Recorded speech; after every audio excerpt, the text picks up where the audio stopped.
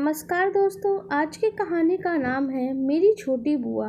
रक्षाबंधन का त्यौहार पास आते ही मुझे सबसे ज़्यादा जमशेदपुर झारखंड हुए बुआ जी के राखी के कुरियर का इंतज़ार रहता था। कितना बड़ा पार्सल भेजती थी बुआ जी। तरह तरह के विदेशी ब्रांड के चॉकलेट्स, गेम्स, मेरे लिए कलरफुल ड्रेसेस, मम्मी के लिए साड़ी, पापा जी के लिए कोई ब्रांडेड शर्ट। इस बार भी उन्होंने बहुत सारे गिफ्ट और रंग बिरंगी राखियाँ भेजी थी। बस रोहतास वाली जया बुआ की राखी हर साल की तरह साधारण से लिफाफे में आई थी। 5 राखियाँ, कागज़ के टुकड़े में लपेटी हुई रोली चावल, 50 का एक नोट। मम्मी ने चारों बुआ जी के पैकेट डाइनिंग टेबल पर रख दिए थे ताकि पापा ऑफिस से लौटकर एक नज़र अपनी बहनों की भेजी राखियाँ और तोहफे देख लें।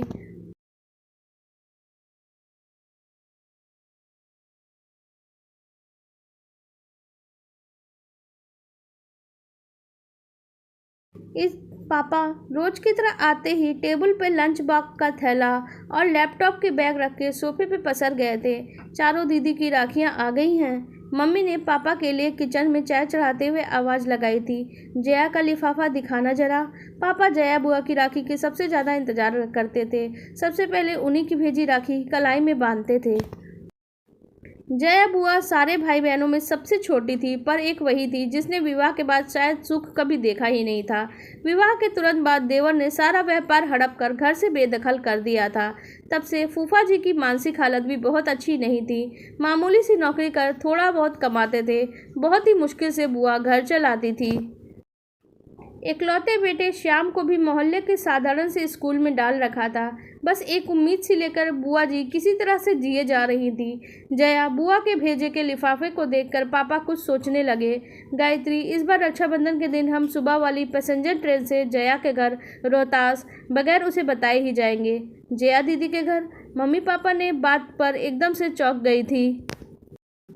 आपको पता है ना कि उनके घर में कितनी तंगी है। हम 3 लोगों का नाश्ता खाना भी जया दीदी के लिए भारी हो जाएगा और वो सब कुछ कैसे मैनेज कर पाएंगी। पर पापा की खामोशी बता रही थी उन्होंने जया बुआ के घर जाने का मन बना लिया है। और घर में वो सबको पता था कि पापा के निश्चय को बदलना बेहद मुश्किल होता है। रक्षाबंधन के दिन सुबह वाली Dhanbad to Dehri on Sone passenger से हम लोग रोहतास पहुंच गए थे। बुआ घर के बाहर के बैठे बरामदे में लगी नल के नीचे बैठी कपड़े धो रही थी। बुआ उम्र में सबसे छोटी थी, पर तंगहाली और रोज की चिंता फिक्र ने उन्हें सबसे उम्रदराज बना दिया था। एकदम दुबली पतली कमजोर सी काया, इतनी कम उम्र में चेहरे पे त्वचा पे सिलवटें साफ दिख रही थी। बुआ की शादी की फ़ोटो एल्बम मैंने कई बार देखा था। शादी में बुआ की खूबसूरती का कोई जवाब नहीं था। शादी के बाद के 11 वर्षों की परेशानियों ने बुआ जी को कितना बदल दिया था। बेहद घिसी पुरानी सी साड़ी में बुआ को दूर से ही मम्मी पापा कुछ क्षण देखे जा रहे थे। पापा की आंखें डबडबा सी गई थी। हम सब पर नजर पड़ते बुआ जी एकदम चौंक गई थी। उन्हें समझ नहीं आ रहा था वो कैसे और क्या प्रतिक्रिया दें। अपने बिखरे बालों को संभाले या अस्त व्यस्त पड़े घर को दुरुस्त करे, या घर में तो वर्षों से कोई मेहमान आया ही नहीं था। वो तो जमानों पहले भूल चुकी थी कि मेहमानों को घर के अंदर आने को कैसे कहा जाता है। बुआ जी के बारे में सब बताते हैं कि बचपन से उन्हें साफ सफाई और सजने संवरने का बेहद शौक था, पर आज दिख रहा था अभाव और चिंता में इंसान को अंदर के कैसे दीमक की तरह खा जाती है। अक्सर बुआ जी को छोटी छोटी ज़रूरतों के लिए किसी के सामने कभी किसी के सामने हाथ फैलाना ही होता था। हालात ये हो गए थे कि ज़्यादातर रिश्तेदार उनका फ़ोन उठाना भी बंद कर चुके थे। बस एक पापा ही थे जो सीमित तनख्वाह के बावजूद कुछ ना कुछ बुआ को दिया करते थे। पापा ने आगे बढ़कर सहम सी गई अपनी बहन को गले से लगा लिया। भैया, भाभी, मन्नू, तुम आज अचानक सब ठीक तो है ना? बुआ ने कांपती सी आवाज़ में पूछा। आज वर्षों बाद मन हुआ राखी में तुम्हारे घर आने का, तो बस आ गए हम। पापा ने बुआ को सहज करते हुए कहा। भाभी अंदर आओ ना, मैं चाय नाश्ता लेकर आती हूँ। जया, तुम बस मेरे पास बैठो, चाय नाश्ता तो गायत्री भी देख लेगी। हम लोग बुआ जी के घर जाते समय रास्ते में ही रुक के बहुत सारी मिठाइयाँ और नमकीन ले गए थे। मम्मी किचन में जाकर सबके लिए प्लेट लगाने लगी थी। उधर बुआ कमरे में बैठी पुरानी चादर बिछे खटिया पर अपने भैया के पास ही बैठी थी। बुआ जी का बेटा श्याम दौड़कर फूफा जी को बुला लाया था। राखी बांधने का मुहूर्त शाम 7 बजे तक का था। मम्मी अपनी ननद को लेकर मॉल चली गई थी, सबके लिए नए ड्रेसेस खरीदने और बुआ जी के घर के लिए किराने का सामान लेने के लिए। शाम होते होते पूरे घर का हुलिया बदल गया था। नए पर्दे, बिस्तर पे नई चादर, रंग बिरंगे डोरमेट और सारा परिवार नए ड्रेसेस पहन के जच रहा था। ना जाने कितने सालों के बाद आज जया बुआ की रसोई का भंडार घर लबालब भरा हुआ था। धीरे धीरे एक आत्मविश्वास सा लौटता दिख रहा था बुआ के चेहरे पे, पर सच तो ये था उसे अभी भी सब कुछ सपना सा ही लग रहा था। बुआ जी ने थाली में राखियाँ सजा ली थी, मिठाई का डब्बा रख लिया था। जैसे ही पापा को तिलक करने लगी, पापा ने बुआ को रुकने को कहा। सभी आश्चर्यचकित थे।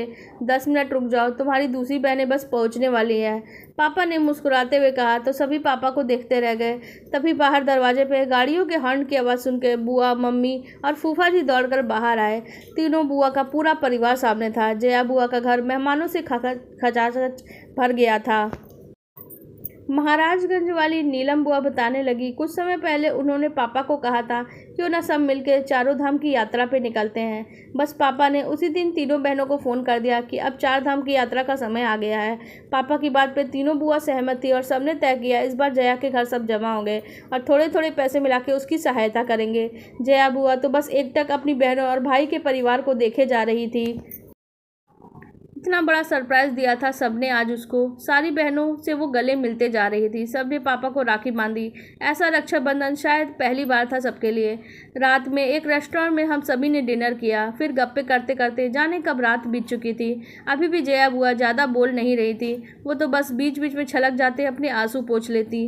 बीच आंगन में सब चादर बिछाकर लेट गए थे। जया बुआ पापा की सबसे छोटी बच्ची की तरह चिपकी हुई थी, मानो उस प्यार और दुलार का उनको वर्षों से इंतजार था।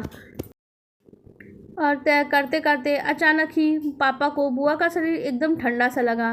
पापा घबरा गए। सारे लोग जाग गए। जया बुआ हमेशा हमेशा के लिए सो गई थी।